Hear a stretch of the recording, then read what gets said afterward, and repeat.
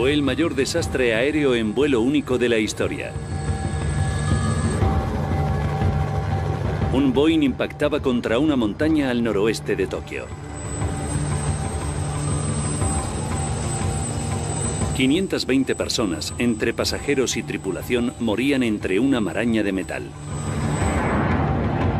Con más de 600 747 en servicio, los investigadores tenían una gran presión para descubrir la causa del accidente. Si no tenían la respuesta rápido, podía volver a ocurrir.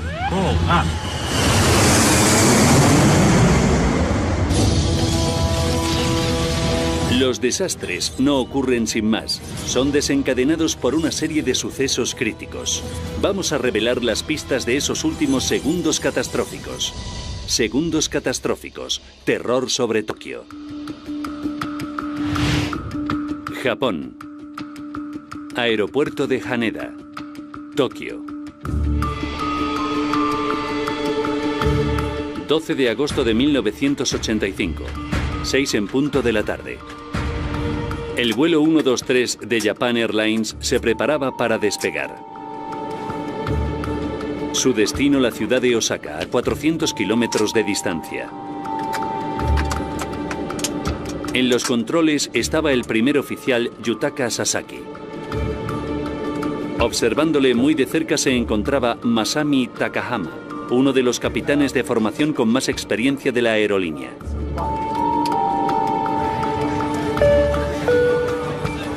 Ward Wallach, estadounidense de 26 años, era uno de los muchos extranjeros que iban a bordo. Mi hermano Ward se obsesionó con Japón cuando lo estudió en la universidad. Como estudiante de posgrado en Tokio, Ward se había integrado completamente en la cultura japonesa a pesar de destacar. Ward hacía que sus amigos japoneses parecieran diminutos. Se parecía a Christopher Reeves. Se parecía a Superman.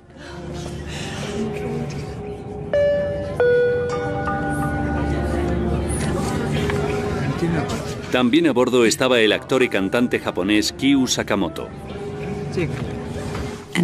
Creo que lo que llamaba la atención de mi marido, Kyu Sakamoto, a todo el mundo, era su sonrisa. Tenía una enorme sonrisa cuando actuaba en televisión y también en casa. Adoraba a su familia. Era un hombre bueno y siempre pensaba en su familia.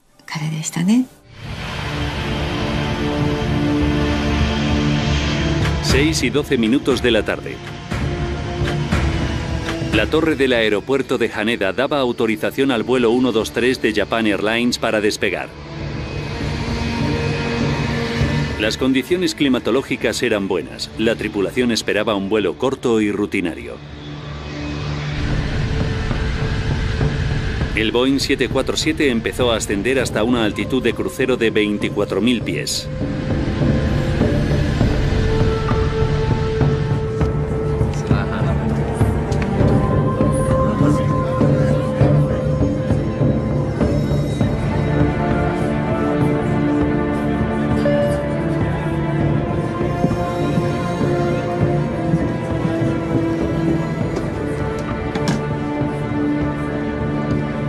Un pasajero necesita utilizar el baño. Con cuidado, por favor. Que sea rápido. 6 y 24 minutos de la tarde.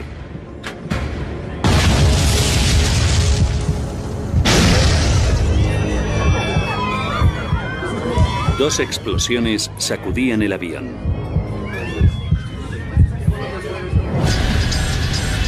Ha explotado algo. Comprueba las marchas. Los controles de vuelo del avión no respondían.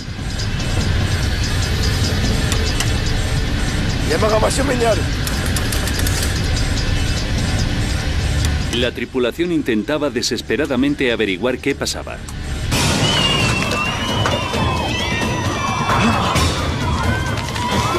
La presión de la cabina de pasajeros descendía.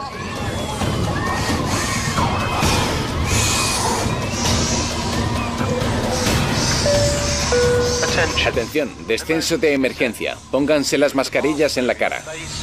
Abróchense los cinturones. Apaguen los cigarrillos. Esto es un descenso de emergencia.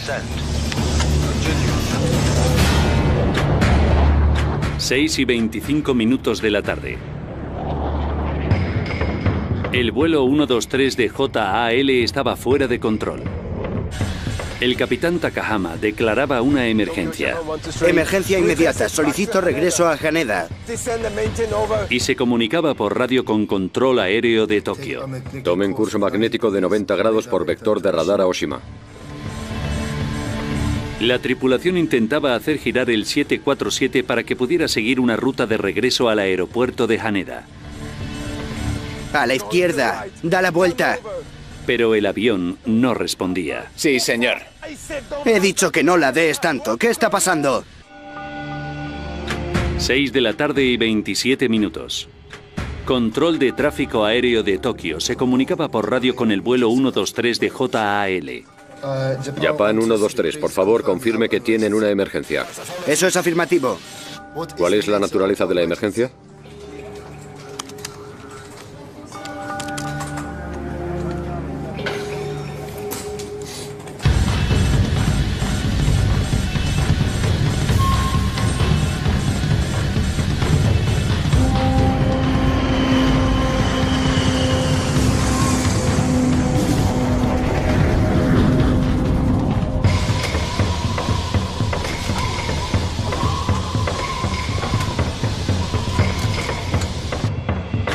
Las 6:28 de la tarde.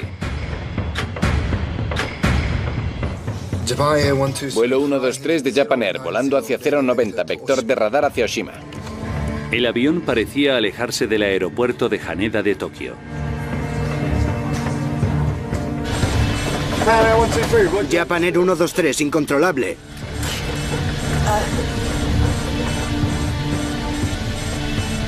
Japan Air 123, incontrolable.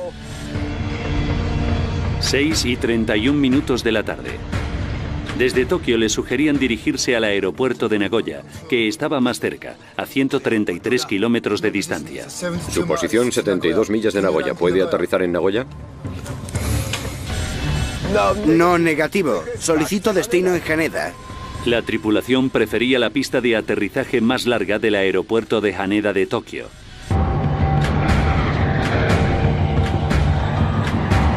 Seis y 33 minutos. El avión superaba los 20.000 pies de altitud. Los pasajeros tenían dificultades para respirar.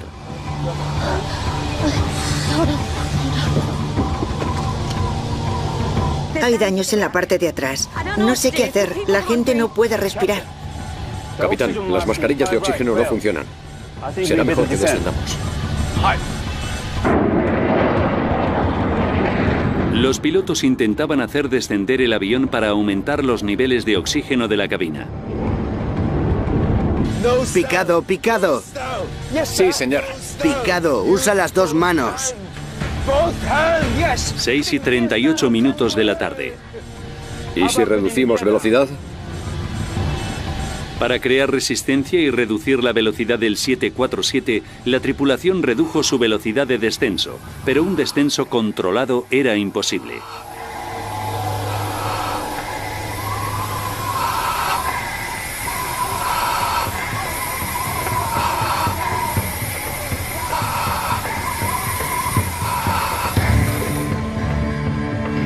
Control de tráfico aéreo de Tokio seguía por radar al avión.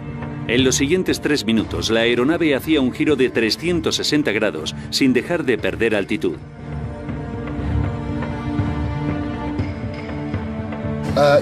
¿Puede controlar el avión ahora? Japan Air 123, incontrolable. Japan Air 123, recibido. Entendido. ¿Quiere contactar con Haneda? Puede que no sirva de nada.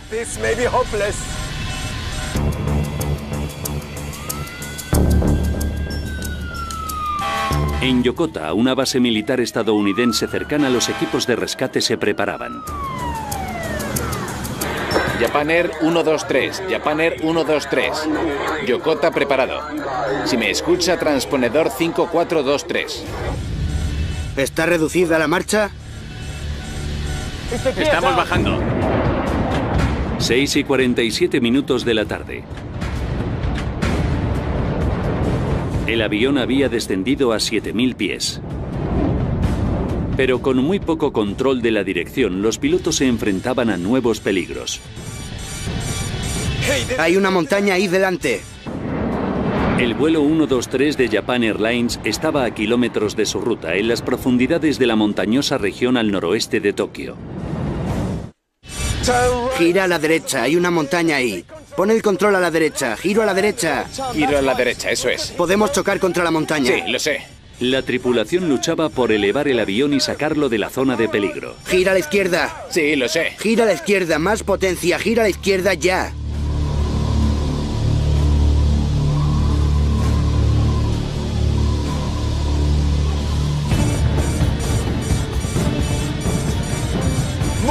Gira a la izquierda, más potencia, más potencia.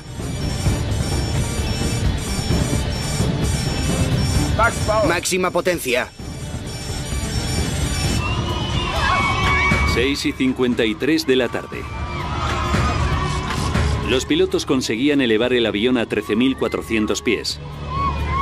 Pero todavía estaban a 65 kilómetros al noroeste del aeropuerto de Tokio. Lo único que podía hacer tráfico de control aéreo era mirar. Estamos listos para su aterrizaje en cualquier momento. Estamos coordinando con Yokota. Yokota también está disponible para aterrizaje. Potencia, deja el flap. Flap arriba. A bordo, el avión cabeceaba e iniciaba un descenso incontrolado. Potencia, potencia, flap. Morro arriba. Es el fin.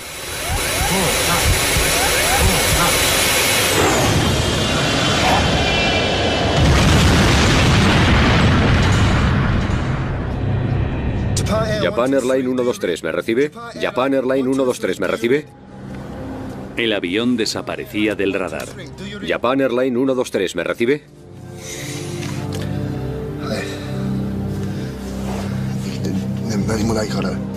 Los restos de un jumbo han quedado esparcidos por las montañas. Un 747 especialmente configurado con más de 500 personas a bordo, ya que es uno de los periodos vacacionales más populares de Japón. Y parece que no hay supervivientes. Supe por las noticias que un avión había desaparecido del radar. Pero no tenía ni idea de si mi marido iría o no en ese avión.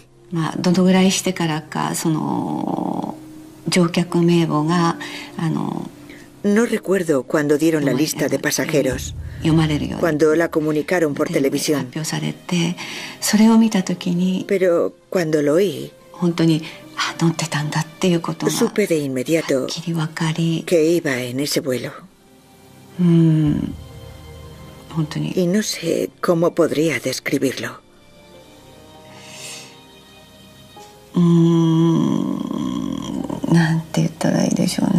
Me quedé horrorizada.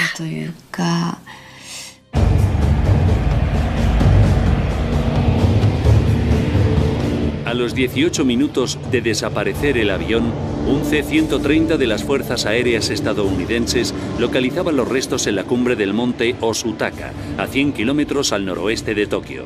Comunicaron por radio a las autoridades japonesas las coordenadas.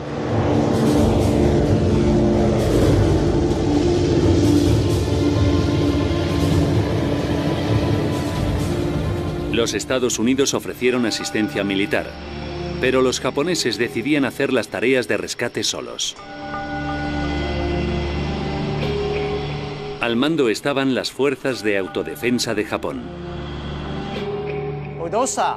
Yoshihisa Masuda estaba destinado en una base militar de la prefectura de Chiba, cerca de donde había impactado el avión.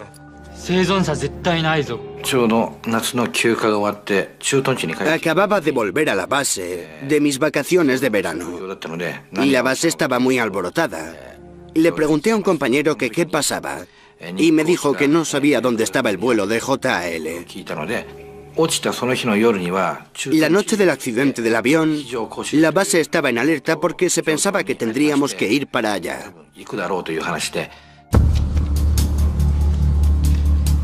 Un helicóptero japonés comunicaba que no había señales de supervivientes. El terreno montañoso y la falta de equipo para las operaciones nocturnas retrasaron cualquier esfuerzo de rescate japonés inmediato.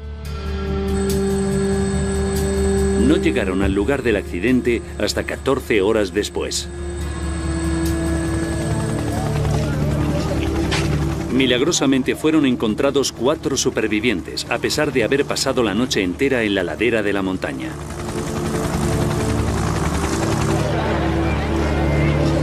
Pero murieron 520 personas, entre los que estaban Kyu Sakamoto y Ward Wallach. Cuando supe que estaba en ese avión, no me lo podía creer. Quiero decir, Ward estaba lleno de vida. Era joven y no tenía que pasarle una cosa así. Me parecía irreal.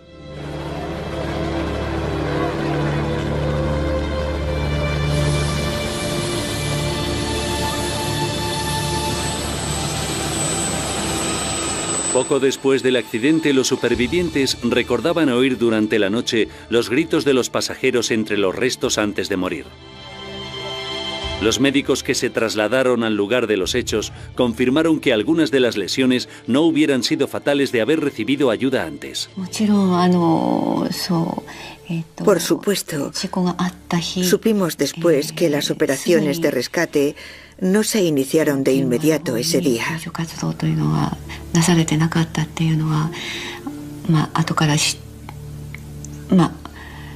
Y deberían haberse puesto en marcha de inmediato. Porque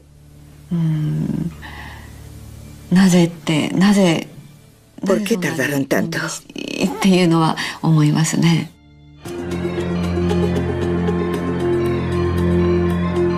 Ahora, repasando los hechos y profundizando en la investigación oficial, podemos revelar qué hubo detrás del mayor accidente aéreo en vuelo único de la historia de la aviación.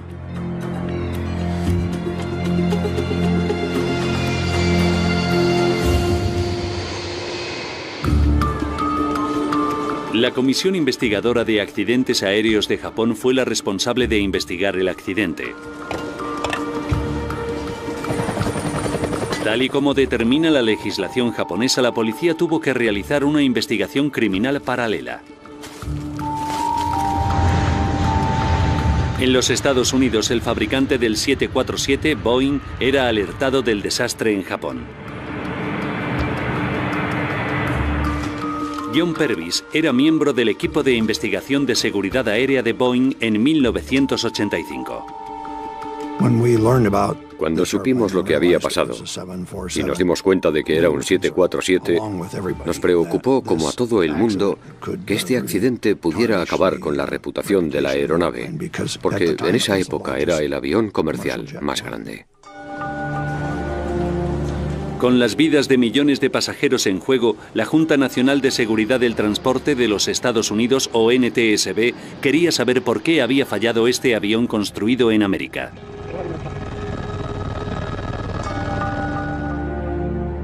Al representante de la NTSB, Ron Sleeth, le fue asignada la investigación. Nos preocupaba mucho que si hubiera sido algún problema mecánico, pudiera provocar fallos genéricos y que pudiera afectar a toda la flota. Un equipo de investigación de ingenieros de Boeing y miembros de la NTSB se trasladaban a Japón. Pero una vez allí, les resultó difícil tener acceso a la zona. Cuando llegué a Tokio y conocí a los japoneses en el hotel, estaba claro que íbamos a tener problemas para tener acceso a la información y, en su momento, al lugar del accidente. Como fabricante del avión, Boeing tenía la obligación internacional de investigar el accidente para asegurarse de que el resto de 747 eran seguros.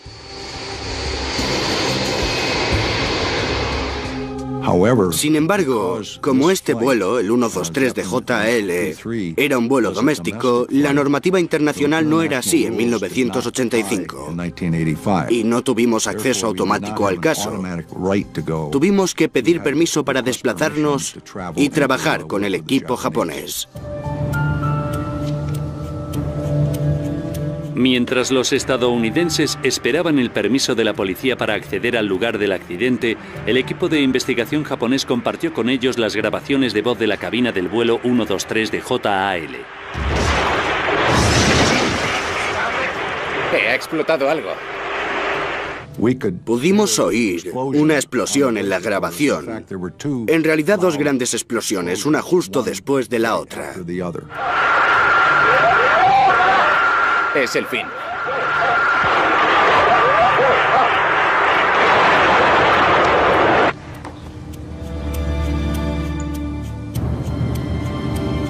Los supervivientes confirmaban que había habido una explosión en la parte trasera del avión, lo que hizo llegar a los investigadores a una escalofriante conclusión.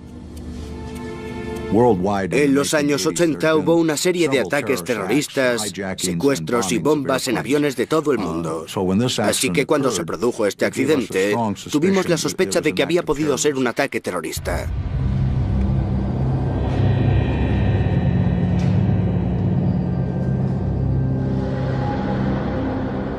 Teníamos muchas sospechas de que podía haber sido una bomba. Aparecían más pruebas que indicaban que podía haberse producido una detonación de bomba en la bahía de Sagami, a 153 kilómetros al sur del lugar del accidente. Unos marineros japoneses descubrían un enorme trozo del avión.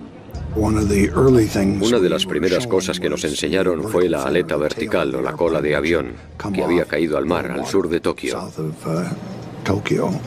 justo en la trayectoria del avión. Y eso indicaba que el avión había tenido un problema catastrófico mucho antes de llegar al lugar del accidente.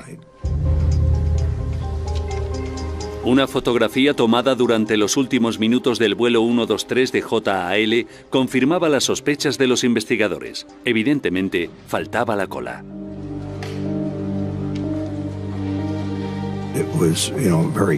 Estaba claro que había ocurrido algo muy extraño.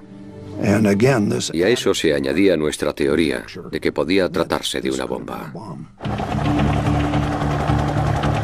5 días después de llegar, la policía japonesa daba permiso al equipo de investigación estadounidense para acceder al lugar del accidente.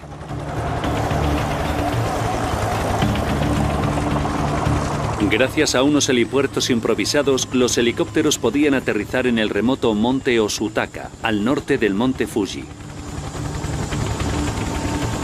La zona era un caos. Había helicópteros yendo y viniendo continuamente.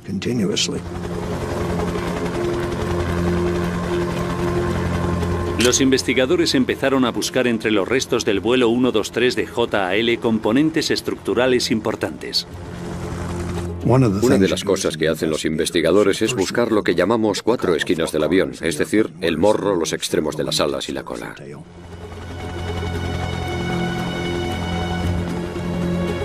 A unos metros por debajo de la cresta encontraban restos del mamparo de presión trasero.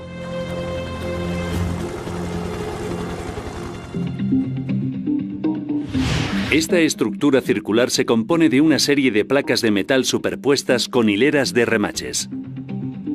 Está entre la cabina y la sección de la cola y está diseñado para evitar que el aire presurizado de la cabina escape por la parte trasera de la aeronave. Cuando vimos el mamparo, vimos que evidentemente estaba destrozado y en 1000 pedazos. 6 u 8 o 10 trozos grandes y el resto más pequeños. Y los trozos eran triangulares. Iban como del centro del mamparo hacia el extremo, como un trozo de paraguas. Los investigadores analizaron el mamparo de presión en busca de daños producidos por una explosión. Una bomba deja pruebas muy distintivas en el metal cuando explota. Tiene mucha energía, mucha más energía que la que puede generar una colisión aérea. Pero la mayor parte del mamparo de presión mostraba daños consistentes con un impacto de alta velocidad. Una de las características generales que presenta el metal cuando se rasga es lo que se conoce como fractura con forma de dientes de sierra, porque se destroza. Y vimos eso en el mamparo de presión del avión y en la mayor parte de los restos del mamparo. Estaba claro que no había sido provocado por una bomba. Posteriormente, descubrían daños insólitos. Había una pieza del mamparo con unas características muy curiosas y diferentes a las de los demás trozos del mamparo. En una zona, dos piezas se habían separado en línea recta, al contrario que el resto del mamparo, que se había hecho pedazos por el impacto.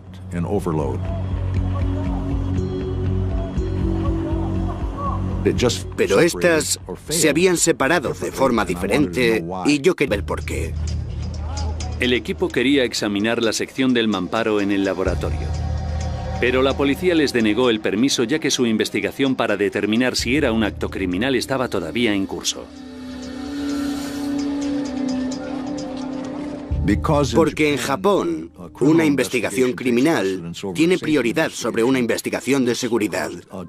Y esto hizo más difícil que el equipo de seguridad tuviera acceso al lugar del accidente para recabar otro tipo de datos, como los restos que se habían separado de la aeronave.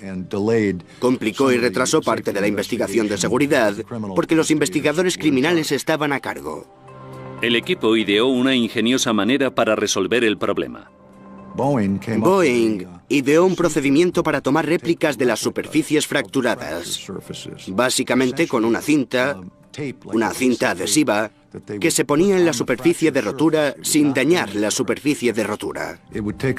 Tomaba una réplica de la fractura que podía ser examinada posteriormente en el laboratorio.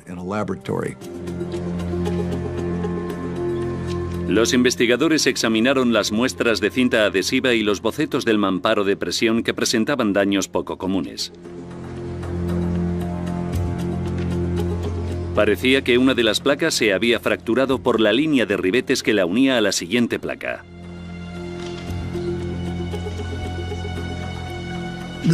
Este metal se había roto por esos orificios. Y al principio pensé que era desgaste. Pero lo que teníamos en el mamparo fue nuestro momento eureka. Fue la clave.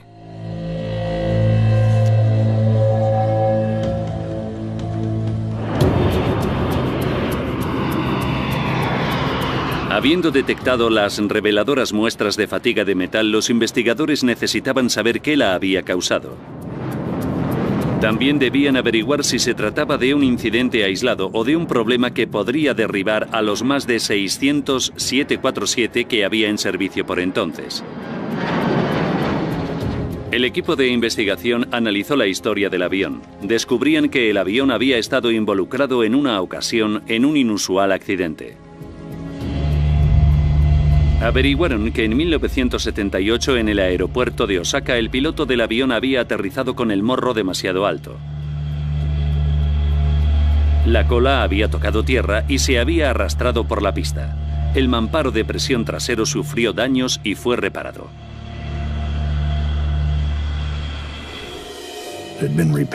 Había sido reparado 7 años antes y se convirtió en una parte muy crítica para la investigación. Muy interesante para nosotros. Descubrir que el avión había tenido una reparación fue un gran punto de inflexión en la investigación. Las oficinas centrales de Boeing en Seattle enviaban por fax el informe de reparación al equipo de investigación en Japón. Cuando el avión sufrió daños y el equipo de mantenimiento comprobó el avión, estaba claro que debían sustituir el mamparo. Pero decidieron sustituir solo la mitad inferior por los problemas que supondría el envío de todo el mamparo. Los ingenieros de Boeing diseñaron la reparación, hicieron un boceto y pusieron las instrucciones a seguir por escrito para volver a encajar el mamparo de presión. En 1978 los ingenieros de Boeing fijaban la nueva mitad inferior del mamparo a la existente mitad superior. Aseguraron las dos mitades con un ensamble de placa y 3 hileras de remaches.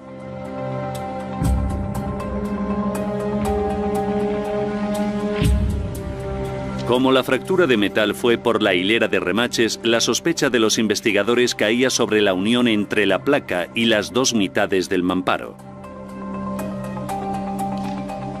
El equipo calculó qué ocurriría si en la reparación se usaron menos remaches de los necesarios. Una de las posibilidades que consideramos durante nuestras discusiones fue: ¿y si la reparación del mamparo fue defectuosa? Uno de los miembros del equipo hizo un cálculo matemático que determinaba que el mamparo permitiría efectuar alrededor de 11.000 despegues.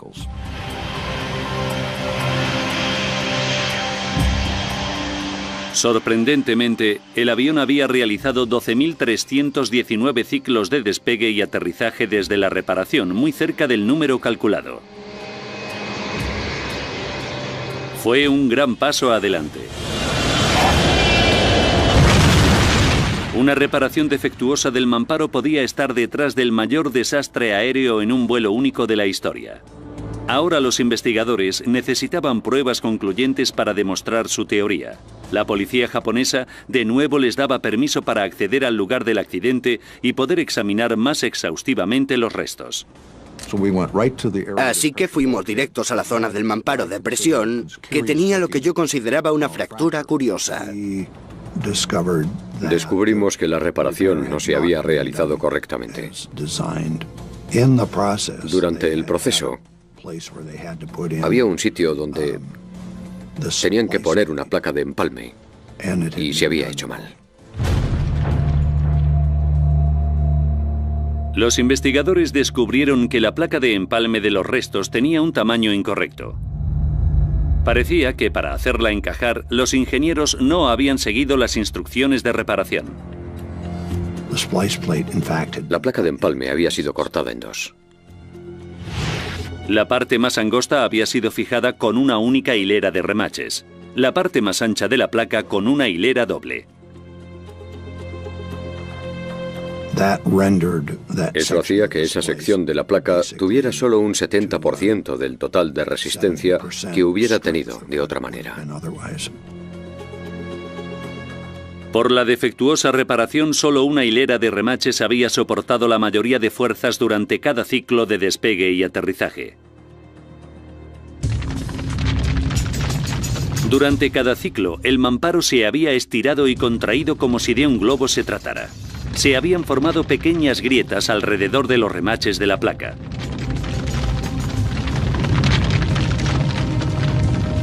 A los 12.000 despegues después de la reparación, la placa de empalme se hizo añicos. La alta presión del aire de la cabina se disparó por los orificios, rompiendo el mamparo y haciéndolo explotar. Este fallo fue lo que se oyó como primera explosión, cuando el aire de alta presión de la cabina de pasajeros reventó el mamparo. Los investigadores querían saber ahora la razón de la segunda explosión. Tras el descubrimiento de los restos en la bahía de Sagami, sabían que el vuelo 123 de JAL perdió su aleta de cola a los 12 minutos de despegar.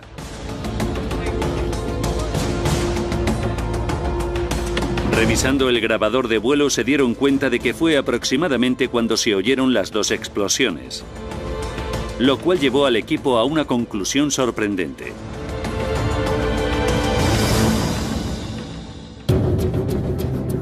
Cuando el aire a alta presión atravesó el defectuoso mamparo y llegó a la sección de la cola,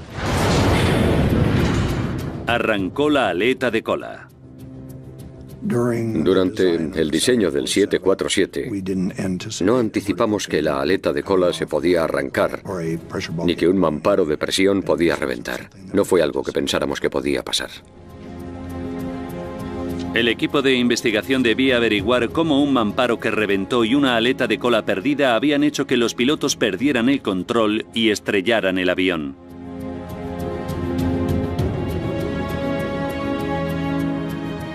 Control de Tráfico Aéreo había localizado el vuelo 123 de JAL serpenteando en la cadena montañosa de Kanto y alejándose del aeropuerto de Haneda en Tokio, y registró al avión perdiendo y ganando altitud repetidamente.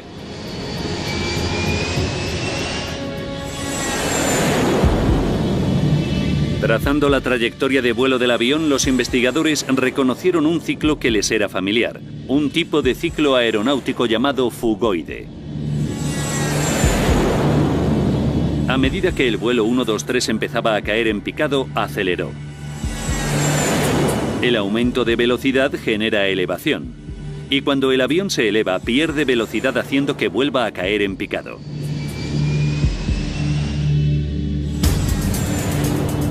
Los investigadores sabían que este ciclo fugoide era indicativo de una aeronave con controles inhabilitados.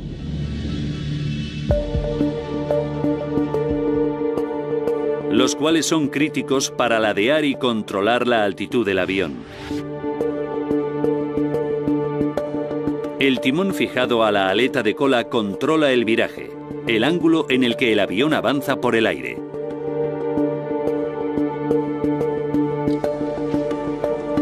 La pérdida de un timón no provoca un ciclo fugoide, pero sí le provocan daños importantes en el sistema hidráulico del avión. En los aviones modernos grandes, todos los controles de vuelo funcionan mediante presión hidráulica. Es imposible que el piloto tenga suficiente fuerza para mover los controles de vuelo con cables y poleas, como antiguamente. Así que los controles de vuelo funcionan gracias a los sistemas hidráulicos. El equipo descubrió que los sistemas hidráulicos del vuelo 123 de JAL sufrieron graves daños durante la explosión del mamparo. Para que los 4 sistemas hidráulicos lleguen a la aleta vertical y a los timones, los 4 tienen que llegar a ellos, y eso significa que tienen que atravesar el mamparo de presión para poder llegar a la aleta vertical. Cuando la aleta de cola se separó del fuselaje, se rompieron las 4 líneas hidráulicas y el avión se paralizó. Cuando perdieron la aleta de cola y los sistemas hidráulicos, los pilotos pudieron mínimamente controlar el avión con la potencia del motor. La aeronave siguió volando en círculos, elevándose y descendiendo, prácticamente fuera de control. Esto explicaba por qué el avión había volado en ciclo fugoide. ¿Por qué la tripulación había tenido una dificultad extrema para controlar el descenso del avión? ¿Y por qué no pudo volver al aeropuerto de Haneda y se adentró en la cordillera de Kanto?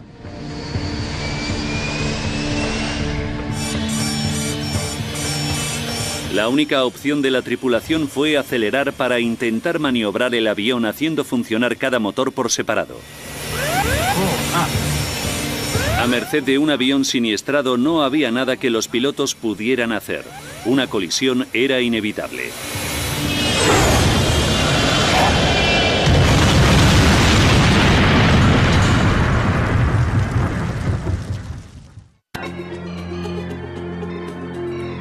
Tras ahondar en la investigación, ahora conocemos los sucesos que causaron el mayor desastre aéreo en vuelo único de la historia de la aviación.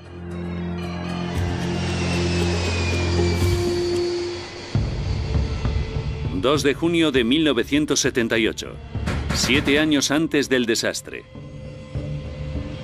Un mamparo de presión de un Boeing 747 de JAL era incorrectamente reparado tras verse involucrado en un accidente que le dejaría críticamente debilitado. 6:12 de la tarde, 12 de agosto de 1985, 44 minutos para el desastre. El mismo avión de JAL despegaba del aeropuerto de Haneda en Tokio.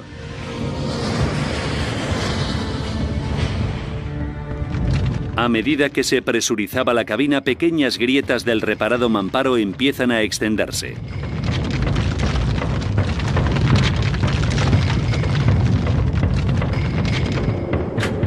...32 minutos para el desastre. El mamparo explotaba.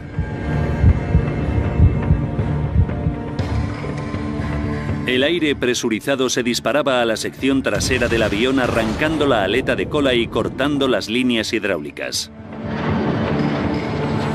31 minutos para el desastre. El capitán Takahama declaraba una emergencia.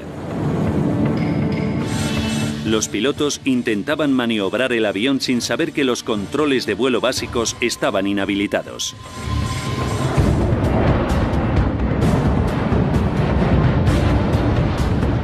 El avión ascendía y descendía. Los pilotos intentaron controlarlo solo con el empuje del motor. 8 minutos para el desastre. Gira a la derecha. Los pilotos hacían descender el avión a 7000 pies. Pero se encontraban ya en el corazón de la cordillera de Kanto. 6 y 56 minutos de la mañana. Segundos para el desastre.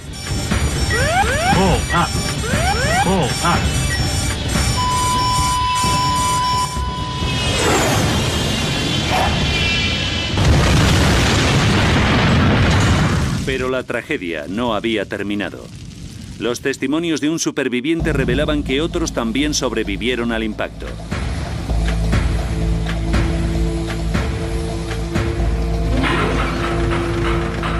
...24 minutos después del desastre, un C-130 de las Fuerzas Aéreas estadounidenses encontraba el lugar de la colisión e informaba de su ubicación a las autoridades japonesas.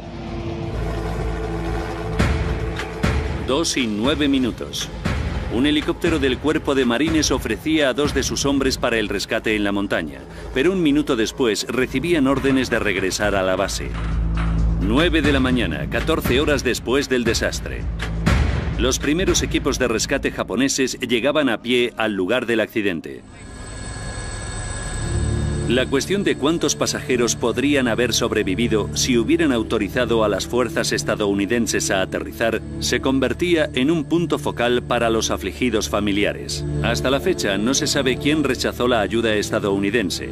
Nadie en las fuerzas de autodefensa de Japón admite haber ordenado a la tripulación estadounidense retirarse. Pero en respuesta a la colisión y a las subsiguientes críticas, las fuerzas de autodefensa de Japón compraron helicópteros y equipamiento diseñado para operaciones nocturnas en terrenos montañosos.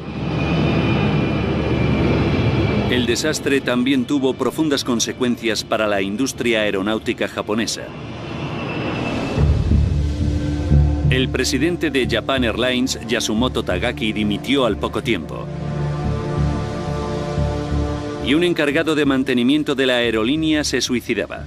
Se pagó un precio muy alto y debemos aprender de ello. Una de las cosas que aprendí de la investigación de este accidente es que el accidente se pudo evitar. Si los ingenieros que repararon el avión 7 años antes del accidente hubieran hecho un trabajo más exhaustivo y correcto, el accidente no se hubiera producido.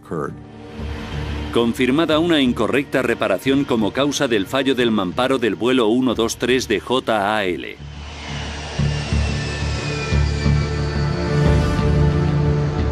La compañía cambió sus procedimientos para que las reparaciones importantes fueran inspeccionadas antes de implementarse y fueran revisadas por una segunda persona. Actualmente se hacen revisiones regulares para detectar cualquier signo de fatiga de metales. Para reducir la vulnerabilidad de los sistemas hidráulicos del 747, se ha añadido una válvula a la línea que controla 2 de los elevadores del avión y el timón inferior. Si esta línea falla, el control del avión sigue siendo posible. Creo que este accidente enseñó a la industria de la aviación muchas cosas. Cosas sobre el diseño del avión y su mantenimiento. Fue muy importante para mejorar la seguridad de la aviación de todo el mundo. Japan Airlines no admitió ser responsable del accidente, pero ofreció compensaciones. El 90% de los familiares de las víctimas llegaron a un acuerdo con la aerolínea para evitar ir a juicio. Pero ni las compensaciones ni las mejores medidas de seguridad sirvieron de consuelo a los afligidos familiares. Creo que había un sentimiento entre todas las víctimas, pero sobre todo en mi familia, de que se había hecho algo mal, que se había podido evitar, que no tenía que haber pasado.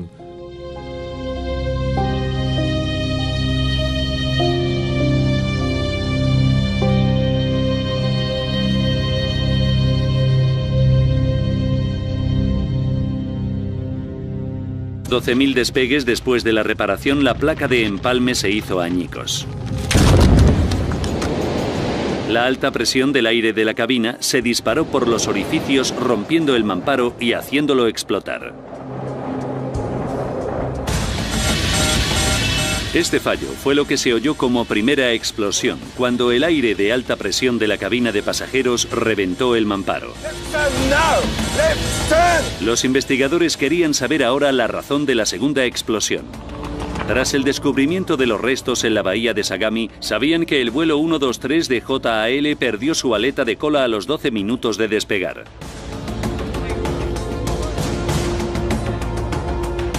Revisando el grabador de vuelo se dieron cuenta de que fue aproximadamente cuando se oyeron las dos explosiones, lo cual llevó al equipo a una conclusión sorprendente.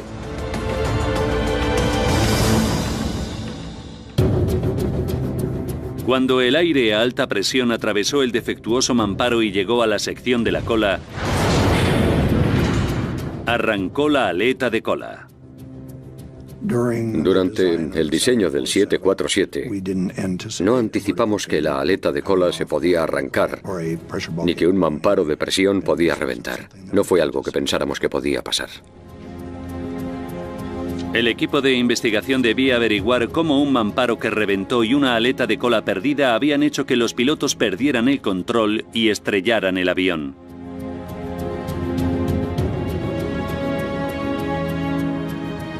Control de Tráfico Aéreo había localizado el vuelo 123 de JAL serpenteando en la cadena montañosa de Kanto y alejándose del aeropuerto de Haneda en Tokio, y registró al avión perdiendo y ganando altitud repetidamente.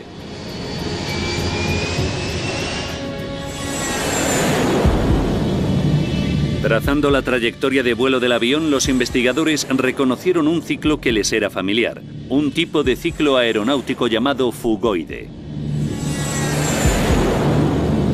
A medida que el vuelo 123 empezaba a caer en picado, aceleró. El aumento de velocidad genera elevación, y cuando el avión se eleva, pierde velocidad haciendo que vuelva a caer en picado.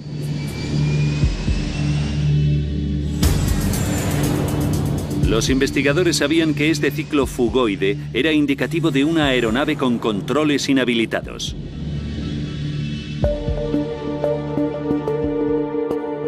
Los cuales son críticos para ladear y controlar la altitud del avión.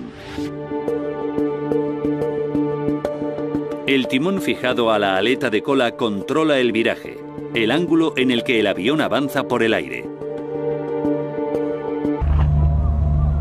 Posteriormente, descubrían daños insólitos. Había una pieza del mamparo con unas características muy curiosas y diferentes a las de los demás trozos del mamparo. En una zona, dos piezas se habían separado en línea recta, al contrario que el resto del mamparo, que se había hecho pedazos por el impacto.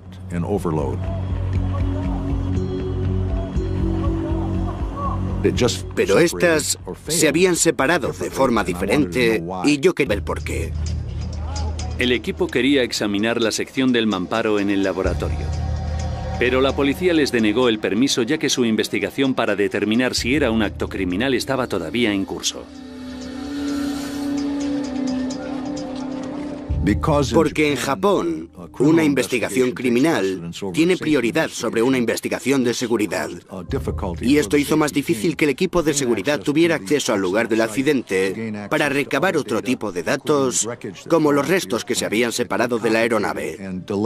Complicó y retrasó parte de la investigación de seguridad porque los investigadores criminales estaban a cargo. El equipo ideó una ingeniosa manera para resolver el problema.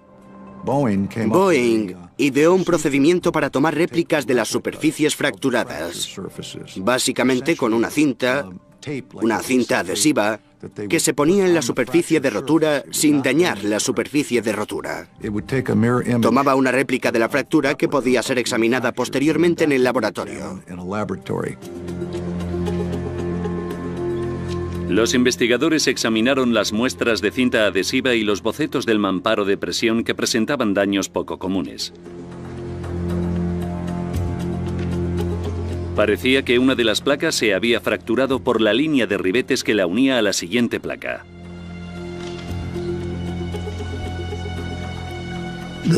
Este metal se había roto por esos orificios. Y al principio pensé que era desgaste. Pero lo que teníamos en el mamparo fue nuestro momento eureka. Fue la clave.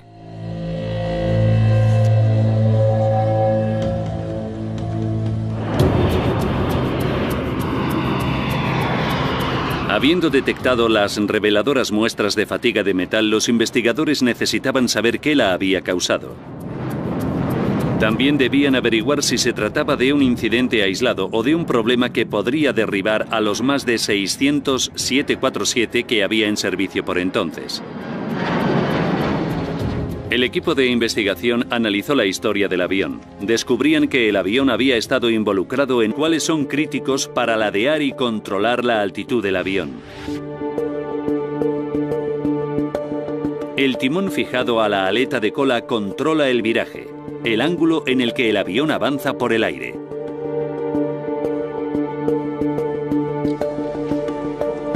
La pérdida de un timón no provoca un ciclo fugoide, pero sí le provocan daños importantes en el sistema hidráulico del avión.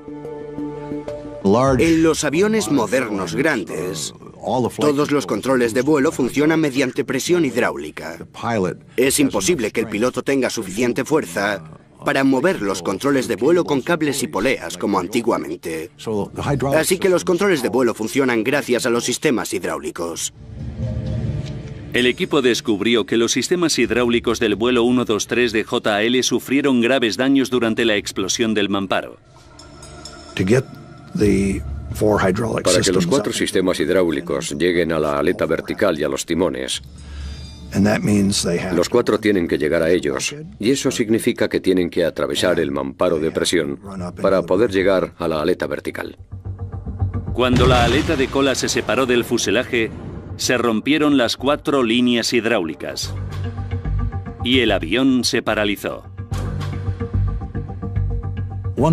Cuando perdieron la aleta de cola y los sistemas hidráulicos, los pilotos pudieron mínimamente controlar el avión con la potencia del motor.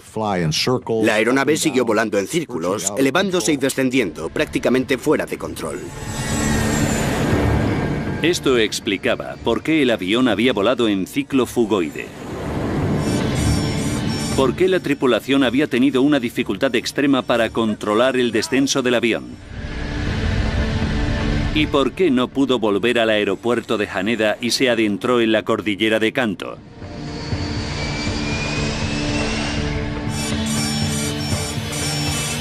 La única opción de la tripulación fue acelerar para intentar maniobrar el avión haciendo funcionar cada motor por separado.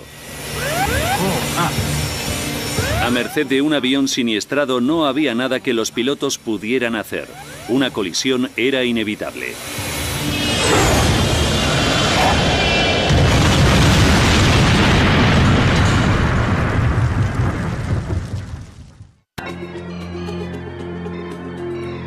Tras ahondar en la investigación, ahora conocemos los sucesos que causaron el mayor desastre aéreo en vuelo único de la historia de la aviación.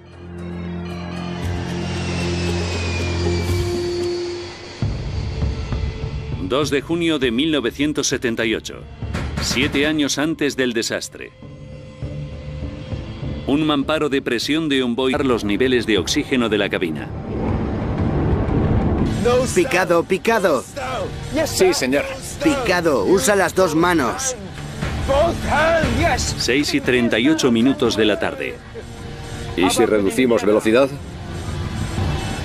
Para crear resistencia y reducir la velocidad del 747, la tripulación redujo su velocidad de descenso, pero un descenso controlado era imposible.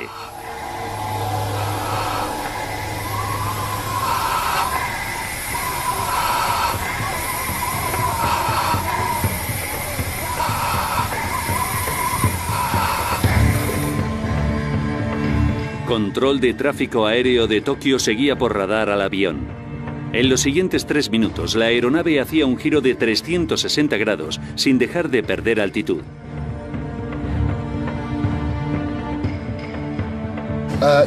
¿Puede controlar el avión ahora? Japan Air 123, incontrolable. Japan Air 123, recibido. Entendido. ¿Quiere contactar con Haneda? Puede que no sirva de nada.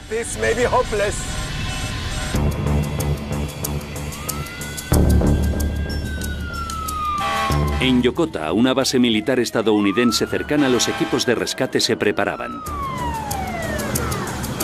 Japan Air 123, Japan Air 123. Yokota preparado. Si me escucha, transponedor 5423. ¿Está reducida la marcha? Estamos bajando. 6:47 de la tarde. El avión había descendido a 7000 pies. Pero con muy poco control de la dirección, los pilotos se enfrentaban a nuevos peligros. Hay una montaña ahí delante.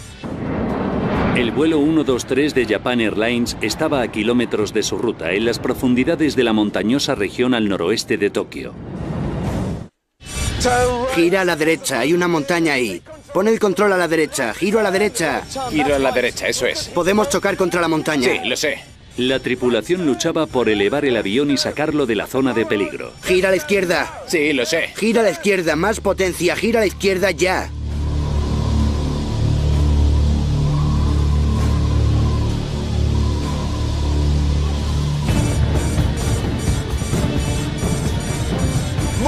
Gira a la izquierda, más potencia, más potencia.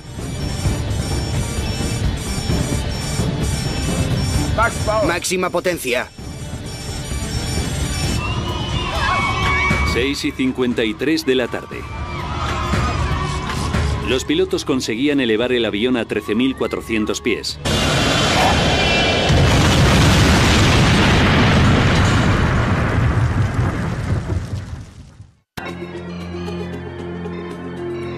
Tras ahondar en la investigación, ahora conocemos los sucesos que causaron el mayor desastre aéreo en vuelo único de la historia de la aviación.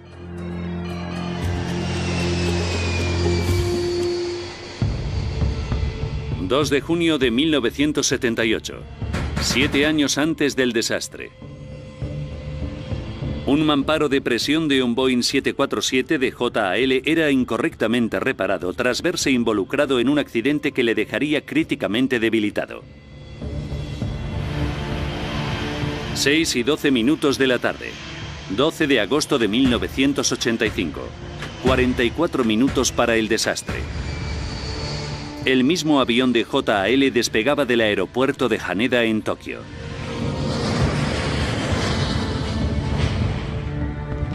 A medida que se presurizaba la cabina, pequeñas grietas del reparado mamparo empiezan a extenderse.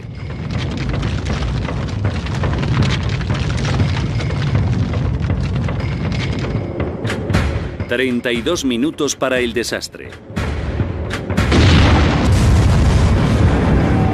El mamparo explotaba.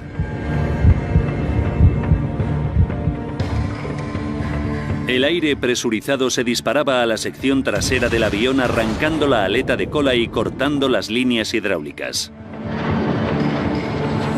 31 minutos para el desastre. El capitán Takahama declaraba una emergencia. Los pilotos intentaban maniobrar el avión sin saber que los controles de vuelo básicos estaban inhabilitados.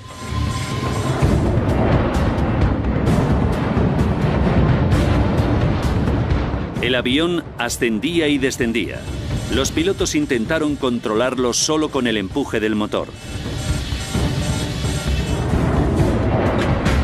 8 minutos para el desastre. Gira a la derecha. Los pilotos hacían descender el avión a 7.000 pies. Pero se encontraban ya en el corazón de la cordillera de Kanto.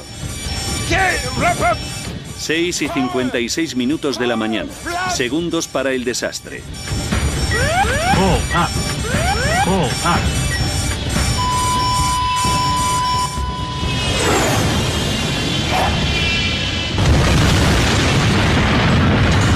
Pero la tragedia no había terminado. Los testimonios de un superviviente revelaban que otros también sobrevivieron al impacto.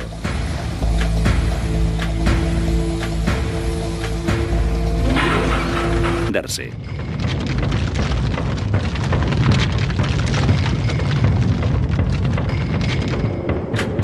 ...32 minutos para el desastre. El mamparo explotaba.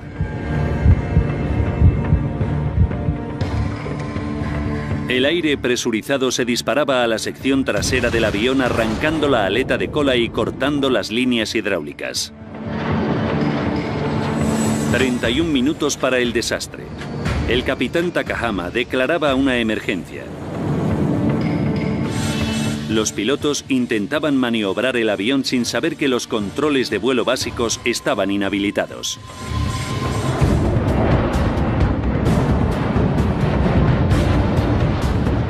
El avión ascendía y descendía. Los pilotos intentaron controlarlo solo con el empuje del motor. 8 minutos para el desastre.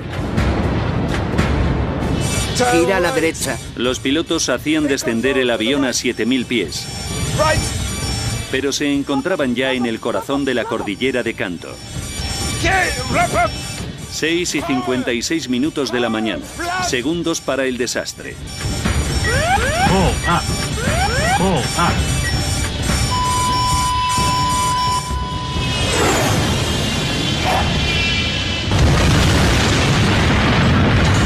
Pero la tragedia no había terminado. Los testimonios de un superviviente revelaban que otros también sobrevivieron al impacto.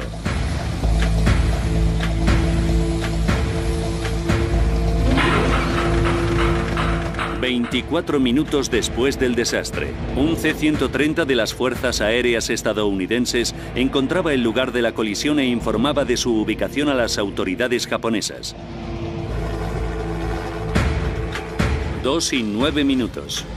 Un helicóptero del Cuerpo de Marines ofrecía a 2 de sus hombres para el rescate en la montaña, pero un minuto después recibían órdenes de regresar a la base. 9 de la mañana, 14 horas después del desastre. Los primeros equipos de rescate japoneses llegaban a pie al lugar del accidente. La cuestión de cuántos pasajeros podrían haber sobrevivido si hubieran autorizado a las fuerzas estadounidenses a aterrizar se convertía en un punto focal para los afligidos familiares. Hasta la fecha no se sabe quién rechazó la ayuda estadounidense. Nadie en las fuerzas de autodefensa de Japón admite haber ordenado a la tripulación estadounidense retirarse. Pero en respuesta a la colisión y a las subsiguientes críticas, las fuerzas de autodefensa de Japón compraron helicópteros y equipamiento diseñado para operaciones segundos catastróficos. Segundos catastróficos. Terror sobre Tokio. Japón. Aeropuerto de Haneda. Tokio. 12 de agosto de 1985, 6 en punto de la tarde. El vuelo 123 de Japan Airlines se preparaba para despegar. Su destino, la ciudad de Osaka, a 400 kilómetros de distancia. En los controles estaba el primer oficial Yutaka Sasaki. Observándole muy de cerca se encontraba Masami Takahama, uno de los capitanes de formación con más experiencia de la aerolínea.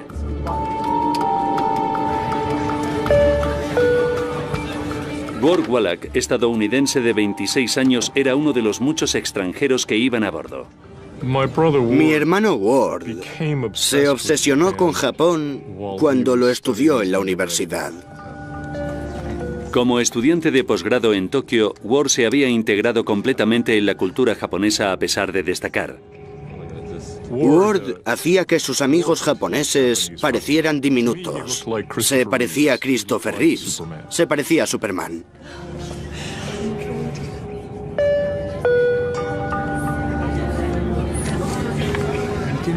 También a bordo estaba el actor y cantante japonés Kyu Sakamoto.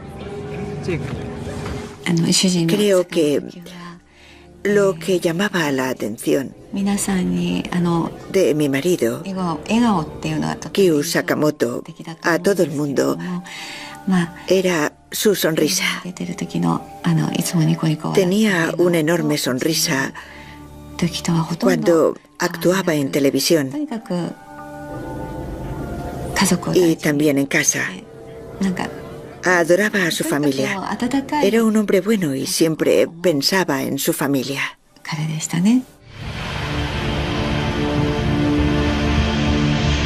6:12 de la tarde.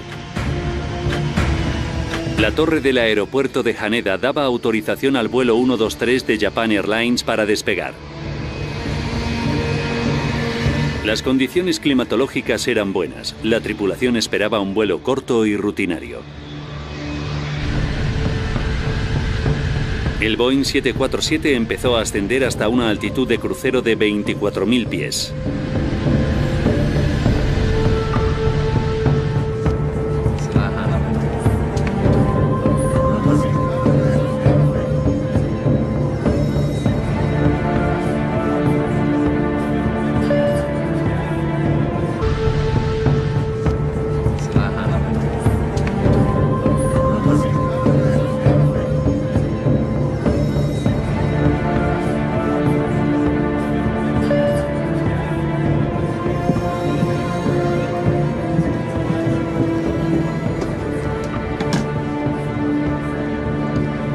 Un pasajero necesita utilizar el baño.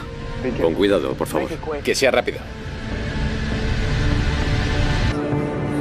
6:24 de la tarde.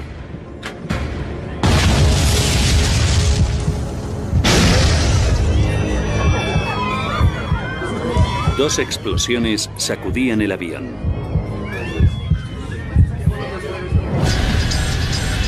Ha explotado algo. Comprueba las marchas. Los controles de vuelo del avión no respondían.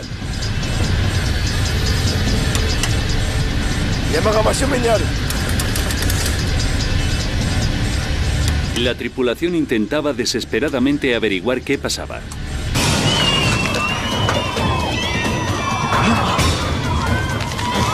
La presión de la cabina de pasajeros descendía.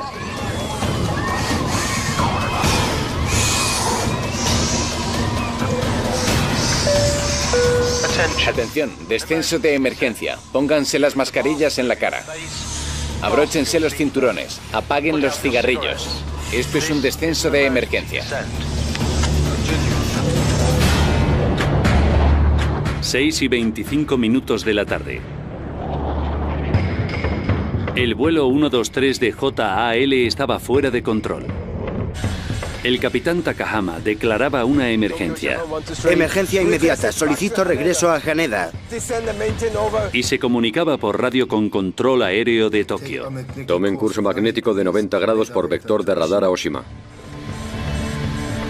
La tripulación intentaba hacer girar el 747 para que pudiera seguir una ruta de regreso al aeropuerto de Haneda. A la izquierda. Da la vuelta. Pero el avión no respondía. Sí, señor. He dicho que no la des tanto. ¿Qué está pasando? 6:27 Control de tráfico aéreo de Tokio se comunicaba por radio con el vuelo 123 de JAL. Japan 123, por favor, confirme que tienen una emergencia. Eso es afirmativo. ¿Cuál es la naturaleza de la emergencia?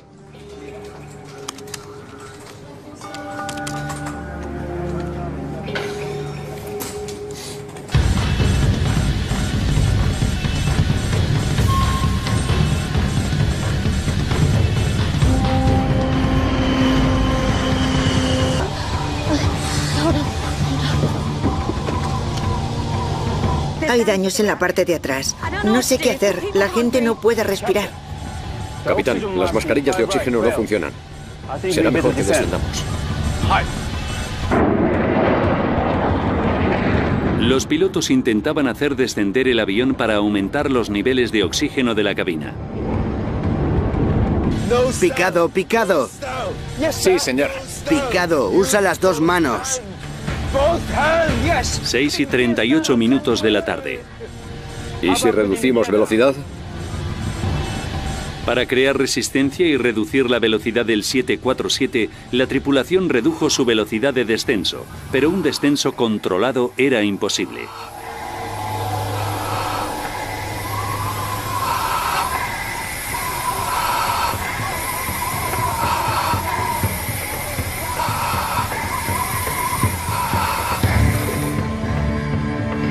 Control de tráfico aéreo de Tokio seguía por radar al avión. En los siguientes 3 minutos, la aeronave hacía un giro de 360 grados sin dejar de perder altitud.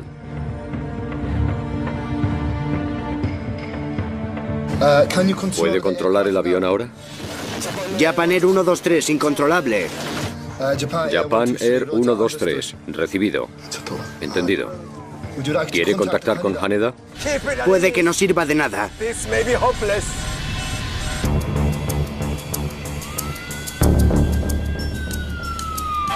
En Yokota, una base militar estadounidense cercana, los equipos de rescate se preparaban.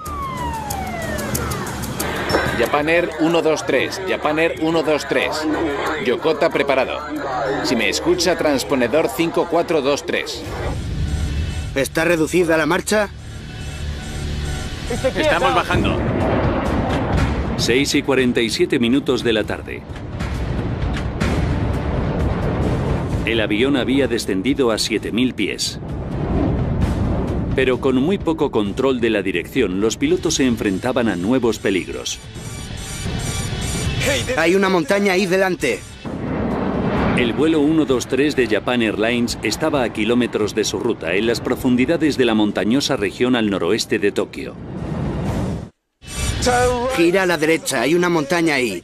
Pon el control a la derecha, giro a la derecha. Giro a la derecha, eso es. Podemos chocar contra la montaña. Sí, lo sé. La tripulación luchaba por elevar el avión y sacarlo de la zona de peligro. Gira a la izquierda. Sí, lo sé. Gira a la izquierda, más potencia, gira a la izquierda ya.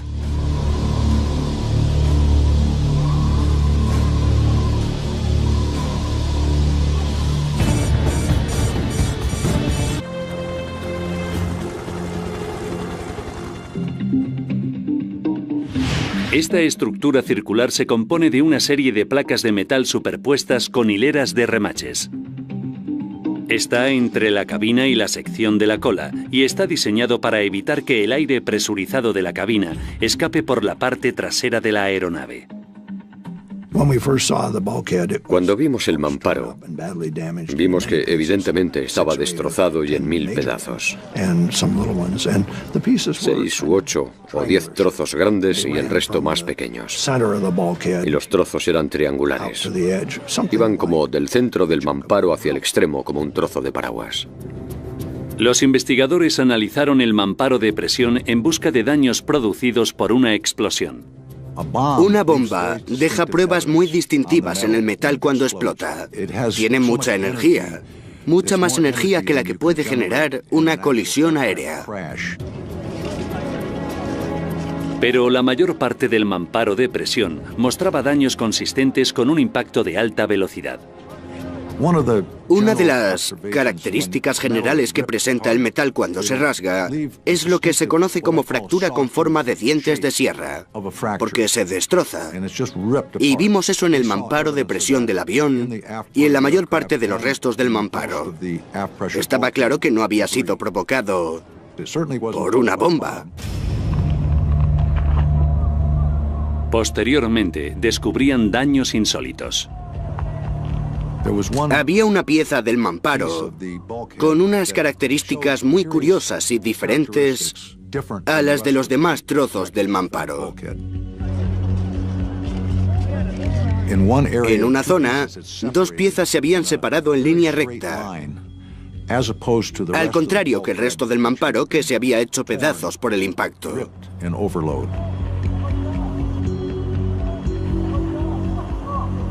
Pero estas se habían separado de forma diferente y yo quería ver por qué. El equipo quería examinar la sección del mamparo en el laboratorio. Pero la policía les denegó el permiso ya que su investigación para determinar si era un acto criminal estaba todavía en curso.